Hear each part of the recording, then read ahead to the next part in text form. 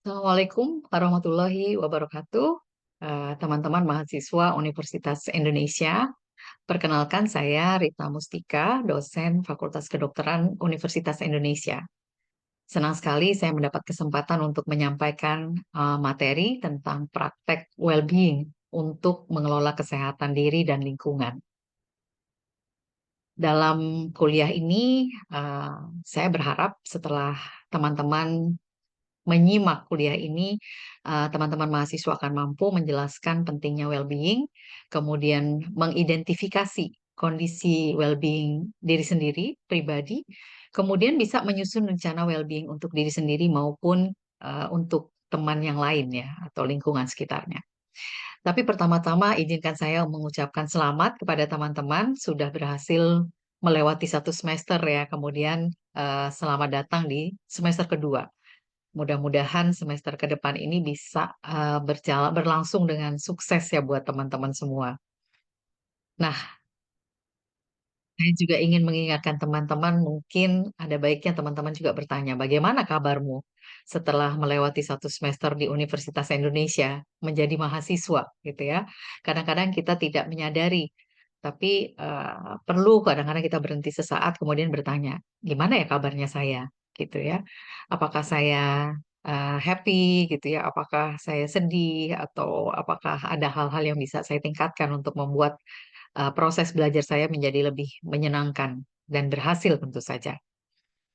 Di kuliah yang lain, teman-teman sudah mempelajari tentang kesehatan mental, mungkin teman-teman sudah mendengar istilah tentang stres, kemudian burnout, dan kali ini saya akan mengajak teman-teman untuk mempelajari tentang well-being. Kalau kita melihat di dalam panah ini, kalau flourishing ini adalah teman-teman bisa menjalankan kegiatan sehari-hari dengan sukses dan berhasil, maka well-being ini adanya di tengah-tengah ya. Jadi membuat suatu kondisi di mana teman-teman itu tidak jatuh ke kondisi stres ataupun burnout. Kalau kita lihat secara definisi, maka well-being itu adalah suatu kondisi saat setiap individu menyadari potensi dirinya. Jadi kita bisa tahu kita ini punya potensi apa, kemudian kita bisa menghadapi berbagai stresor sehari-hari yang kita akan temui. Lalu kemudian dapat juga beraktivitas secara produktif dan sukses. Dan bukan hanya itu, kita juga mampu berkontribusi terhadap lingkungan di sekitar kita atau komunitas di sekitar kita. Maka kalau kita lihat definisi ini, bisa kita apa ya kita sadari sepenuhnya bahwa kalau kita bisa menjaga kondisi kita dalam kondisi well-being, maka kita akan bisa menjalani proses pembelajaran di masa kuliah ini dengan baik, dengan lancar, dan bahkan bisa berkontribusi tentunya untuk kebaikan orang lain. Ya. Beberapa penelitian sudah dilakukan untuk melihat mengapa sih kok well-being ini penting gitu ya. Jadi ternyata well-being ini bisa meningkatkan kecintaan dan juga hasil belajar, kemudian juga meningkatkan kesehatan dan harapan hidup, membuat mahasiswa menjadi lebih produktif dan kreatif, kemudian juga meningkatkan hubungan dengan orang-orang yang ada di sekitar kita, kemudian juga menurunkan perilaku yang beresiko dan juga meningkatkan kekebalan tubuh. Jadi pada waktu pandemi yang lalu, well-being ini menjadi suatu konsep yang sangat disukai oleh banyak orang gitu ya, karena bisa meningkatkan kekebalan tubuh yang sangat dibutuhkan pada saat kita mengalami pandemi. Nah, salah satu konsep well-being yang menurut saya sangat praktis untuk bisa kita terapkan dalam keseharian adalah yang disebut permah well-being ya. Jadi di dalam konsep ini dikatakan bahwa well-being itu terdiri dari 6 komponen. Jadi dalam kehidupan kita supaya kita bisa mencapai suatu kondisi well-being, maka ada 6 komponen dalam hidup kita yang harus kita perhatikan. Yang pertama adalah positive emotion, emosi positif, engagement, kemudian relationship, bagaimana kita berrelasi, dan juga meaning, accomplishment, dan health. Mari kita lihat satu persatu. Yang pertama adalah emosi positif. Emosi positif itu adalah kemampuan kita untuk merasa senang, bersyukur, kemudian terinspirasi, bangga, gitu ya, kemudian juga penuh harap, tertarik, gitu, atau juga merasa damai, gitu ya, Eh, Kemudian juga yang menjadi apa yang harus kita lakukan untuk meningkatkan emosi positif adalah kita bisa mengidentifikasi sebetulnya hal-hal apa saja sih yang bisa membuat saya itu punya perasaan-perasaan positif, dan hal tersebut bisa kita tingkatkan dalam keseharian kita, ya.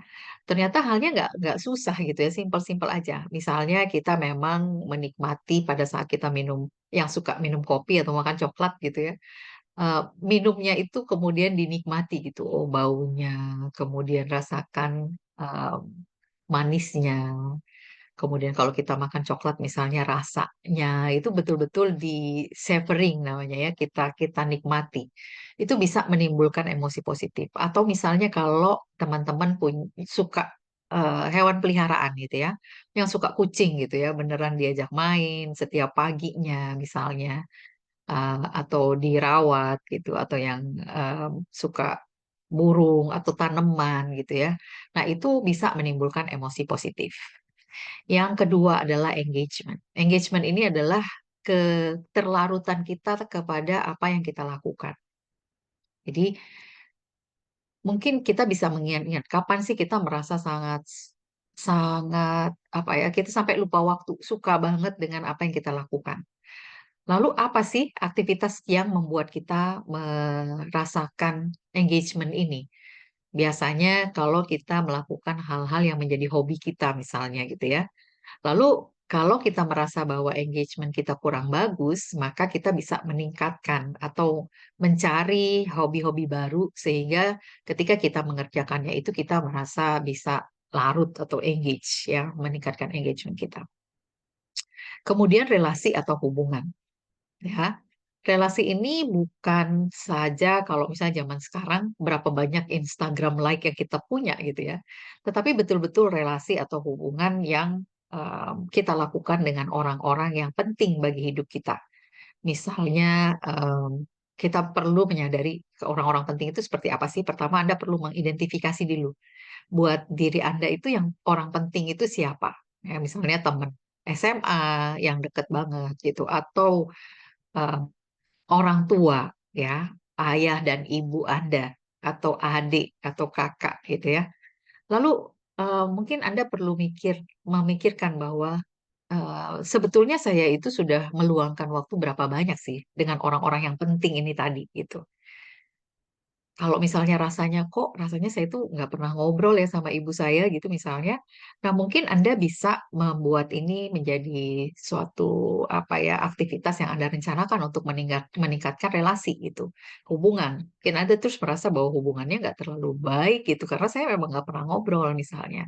Jadi mungkin Anda bisa menjadwalkan ada dalam seminggu misalnya 3 kali gitu, makan bareng atau ngobrol bareng gitu ya, atau just bikin gratitude letter gitu ya, menyampaikan kartu ucapan gitu ya. Kemudian atau juga kalau Anda merasa bahwa relasi atau hubungan ini menjadi kurang karena Anda belum punya banyak teman misalnya, Anda bisa join the community ya, misalnya masuk ke dalam klub atau organisasi sehingga nanti akan bertemu dengan teman-teman baru gitu, sehingga itu akan meningkatkan relasi atau sense of relationship Anda. Kemudian hal yang lain yang keempat yang masuk dalam komponen untuk meningkatkan well-being adalah meaning atau makna ya. Meaning ini adalah apa hal-hal yang bisa membuat Anda punya eh, apa ya, tujuan yang lebih tinggi daripada hanya untuk diri sendiri ya. Jadi ketika kita melakukan sesuatu, maka pikirkanlah siapa lagi yang mendapat manfaat dari apa yang kita lakukan di samping diri kita sendiri.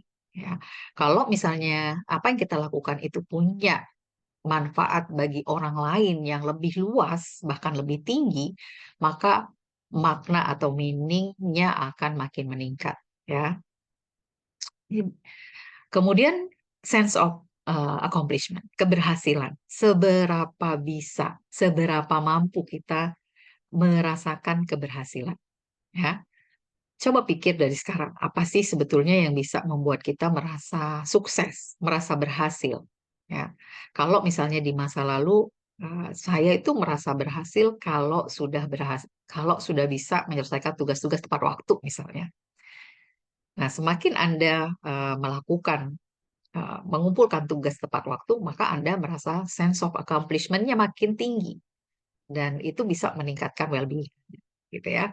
Tapi kalau misalnya Anda ngerasa bahwa kok kayaknya saya itu kurang berhasil gitu ya karena misalnya nggak bisa dapet A di semua mata kuliah gitu misalnya. Nah, mungkin Anda perlu melakukan beberapa hal yang bisa dilakukan. Misalnya jangan terlalu eh, membuat suatu apa ya goal itu terlalu jangka panjang misalnya perlu di breakdown. Oke, kalau pengen dapat nilai A untuk di semester ini, maka di minggu ini apa target yang bisa dicapai misalnya, apa yang bisa kita lakukan. Jadi di breakdown ya di atau misalnya di mata kuliah ini gimana caranya supaya saya bisa mendapatkan nilai yang baik gitu misalnya apa yang dilakukan dalam minggu ini misalnya atau minggu depan dan lain sebagainya. Jadi dipotong-potong jangan terlalu besar. Kemudian adalah gaya hidup sehat. Nah, gaya hidup sehat ini ada berbagai macam cara untuk melakukannya dan satu yang saya sampaikan di sini adalah uh, yang disarankan oleh WHO yaitu isi piringku ya.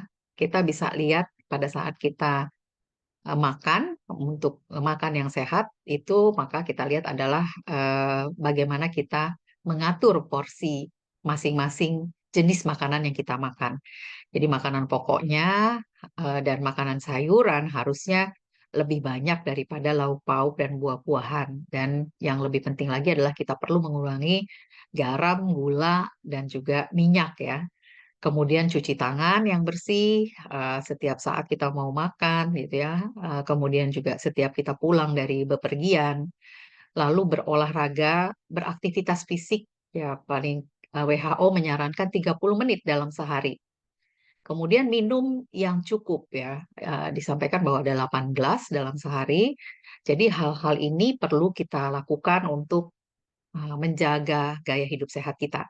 Jadi kalau misalnya ada hal-hal yang sepertinya Anda belum cukup, misalnya, oh ternyata makan saya masih masih kurang nih, itu bisa menjadi rencana untuk meningkatkan well-being Anda. Nah, hal-hal yang biasa dilakukan untuk meningkatkan well-being itu diantaranya adalah membangun hubungan sosial. Jadi, misalnya Anda bisa setiap hari say hello to orang tua Anda misalnya ya, atau teman-teman baik Anda, atau misalnya saudara-saudara Anda yang ada di rumah ketika mau berangkat pagi itu, atau ngobrol gitu nanya kepada teman lama yang mungkin sudah cukup lama tidak kontak bisa ada telepon tanya gimana sih kabarnya dan betul-betul menanyakan mendengarkan kabarnya misalnya dan saling bertukar cerita. Kemudian aktif bergerak ya ini juga adalah salah satu yang bisa dilakukan meningkatkan well-being memberi giving ya memberi kepada orang lain memberi uh, itu akan meningkatkan well-being. Kemudian take notice ini adalah mencoba untuk menikmati apa yang sedang terjadi ya saat ini gitu. Jadi kadang-kadang kita perlu berhenti memikirkan besok gitu atau kemarin gitu ya, tapi betul-betul berada di saat ini, be present gitu ya. Kemudian juga selalu belajar. Keinginan untuk selalu belajar ini bisa meningkatkan well-being. Nah, ini adalah hal-hal kecil yang bisa Anda lakukan untuk meningkatkan well-being, bentuk-bentuk aktivitasnya. Misalnya, untuk meningkatkan emosi positif, Anda bisa membuat gratitude journal atau catatan yang mencatat dalam 3 hal yang Anda syukuri dalam sehari, kemudian meditasi, berenang, membantu orang tua, volunteer ya, banyak sekali kesempatan volunteer sekarang menjadi tutor adik kelas, yoga, praktek mindfulness, memulai hobi baru, bersepeda, berjalan kaki ringan, praktek small kindness every day, ngobrol ringan dengan anggota keluarga, mengirim kabar, mengirim hadiah ke teman, atau mengontak teman lama misalnya. Ini adalah contoh-contoh yang bisa dilakukan dan tentu saja masih banyak lagi yang bisa Anda lakukan. Nah, yang bisa kita lakukan, mari kita rencanakan untuk melakukan praktek well-being ini. Gimana caranya? Yang pertama adalah ingatlah bahwa setiap orang itu memiliki sumber daya. Jadi kalau misalnya Anda sedang merasa gak baik-baik aja gitu, perlu Anda ingat bahwa kita sebagai manusia itu diciptakan Allah dengan kemampuan untuk menyelesaikan masalah-masalah kita gitu ya. Jadi tidak ada masalah yang lebih besar dari diri kita sendiri gitu. Kemudian dukungan lingkungan dan sosial itu penting untuk bisa meningkatkan well-being. Dukungan dari lingkungan dan juga orang-orang yang di sekitar kita itu penting. Oleh karena itu kita juga perlu menjaga hubungan baik dengan lingkungan kita. Kemudian membentuk kebiasaan baru itu butuh waktu. Ya, kalau misalnya Anda merasa bahwa kok kayaknya gaya hidup saya kurang sehat ya. Kemudian Anda merencanakan untuk melakukan aktivitas fisik 30 menit per hari misalnya. Untuk bisa kebiasaan ini eh, jangan heran kalau misalnya Anda cuma melakukannya seminggu, kemudian minggu depannya udah hilang lagi kebiasaannya. Karena untuk membentuk suatu kebiasaan diperlukan waktu. Ya, secara teoritis dikatakan 4 sampai 6 minggu diperlukan untuk membuat sebuah kebiasaan itu menjadi menempel pada diri kita gitu ya. Jadi kalau punya rencana, buatlah rencananya paling tidak 4 minggu gitu. Nah, langkah awal yang bisa kita lakukan, kita bisa menilai sebetulnya keenam komponen well-being ini di dalam diri kita seperti apa. Jadi ini adalah salah satu cara yang saya buat untuk bisa mengukur well-being kita. Jadi Anda bisa membuat gambar seperti ini, bisa di Excel gitu atau di gambar saja. Kemudian taruhlah komponen-komponennya di setiap titik ini.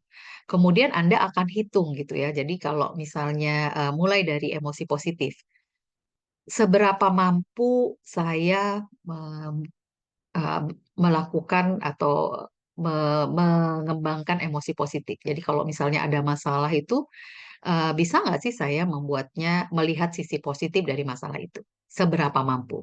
Nol kalau sama sekali nggak mampu, dan 10 itu kalau saya selalu bisa melihat sisi positif dari setiap hal yang saya hadapi. Nah, kemudian Anda coba tentukan misalnya, oh saya di 7 gitu ya. Lalu yang lebih penting lagi, Anda perlu tahu tujuhnya Anda itu artinya apa gitu ya. Oh, 7 karena kayaknya kadang-kadang saya bisa berpikir positif, memberi emosi positif, tetapi kadang-kadang enggak misalnya. Dan jangan khawatir, penilaian ini subjektif ya, karena untuk Anda sendiri, yang penting Anda jujur ya dengan diri sendiri. Oh, saya 7, tujuhnya saya tuh ini gitu. Tujuhnya si A dengan tujuhnya si B mungkin beda gitu ya. Jadi tidak tidak penting ya. Yang penting adalah Anda bisa mengukur kondisi Anda. Kemudian demikian juga dengan engagement, seberapa bisa Anda engage dengan hal-hal yang Anda lakukan setiap hari. Kemudian juga relationship, Anda bisa ukur gitu ya, seberapa puas atau seberapa mampu Anda melakukan hubungan dengan orang-orang yang dekat dengan Anda, misalnya. Kemudian juga meaning, accomplishment, dan health. Jadi ini bisa Anda ukur. Setelah itu, hasil penilaian itu bisa Anda refleksikan. Ya, pilih dua komponen saja gitu dalam seminggu ini ya, katakan seminggu ini yang ingin ditingkatkan. Lalu hal apa yang spesifik? Misalnya, kalau saya ingin meningkatkan kesehatan misalnya, terutama dalam hal makan sehat misalnya. Jadi spesifikan lagi apa adalah dari komponen itu yang ingin Anda tingkatkan. Lalu Anda pilih aktivitasnya. Oke, saya ingin meningkatkan kesehatan dan saya ingin makan yang lebih sehat misalnya. Bisa ditulis di sini. Dan aktivitas yang dilakukan apa? Oh, kalau begitu saya akan mulai masak sendiri, nggak mau lagi beli misalnya GoFood terus tiap hari gitu ya. Atau misalnya Anda ingin mengurangi makan gorengan misalnya. Nah, tuh bikin secara spesifik apa yang mau Anda lakukan dalam minggu itu paling tidak. Lalu buatlah smart goal-nya, keinginan Anda tadi, misalnya saya ingin supaya mengurangi makan gorengan gitu. Jadi dalam minggu ini saya akan makan gorengannya cuma sekali aja gitu. Kalau biasanya misalnya setiap hari ada gorengan, sekarang cuma sekali aja gitu misalnya. Kemudian pikirkan apa yang akan terlihat jika rencana sudah berhasil. Jadi bayangkan kalau sudah makan gorengannya dikurangin gitu, apa sih yang nanti akan terjadi?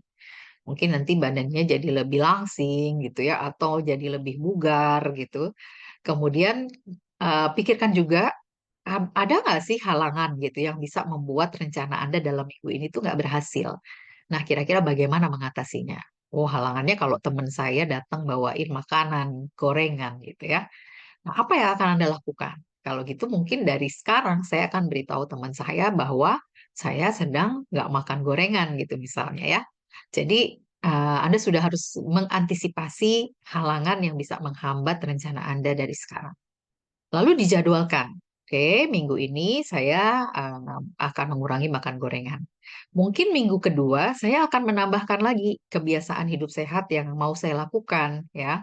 Misalnya dengan menambah makan sayuran misalnya atau menghitung jumlah minum saya setiap hari. Demikian juga di minggu ketiganya. Lalu kemudian jangan lupa dimonitor ya. Jadi Anda sendiri akan memonitor gitu. Paling tidak tadi saya sampaikan bahwa untuk membangun sebuah kebiasaan diperlukan waktu. Di paling tidak dalam 4 minggu lakukan kebiasaan-kebiasaan baik tersebut dan nanti direfleksikan. Apakah ada perubahan gitu? Apakah Anda merasa lebih well-being-nya meningkat? Apakah Anda merasa hal-hal lain gitu yang bisa Anda refleksikan? Saya kira demikian yang akan kita lakukan dan tugas Anda di minggu ini adalah Anda bisa merefleksikan proses perencanaan well-being Anda, mulai dari deskripsi proses penilaian, jadi gambarkan bagaimana Anda memberikan skor terhadap komponen well-being Anda, sampai kemudian melakukan action plan-nya.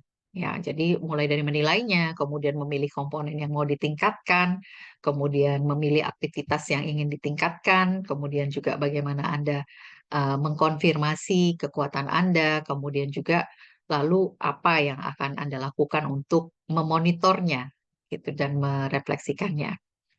Dan kiranya apa yang juga Anda bisa kontribusikan kepada sekitar Anda. Misalnya, selain saya menjalankan well-being saya, mungkin akan saling mengingatkan gitu ya dengan teman satu kelompok yang sama-sama punya rencana well-being misalnya. Cara mengingatkannya gimana gitu ya, atau setiap hari akan saling tanya gitu, hari ini udah ngapain atau apa yang akan Anda lakukan dan menggunakan media apa gitu ya.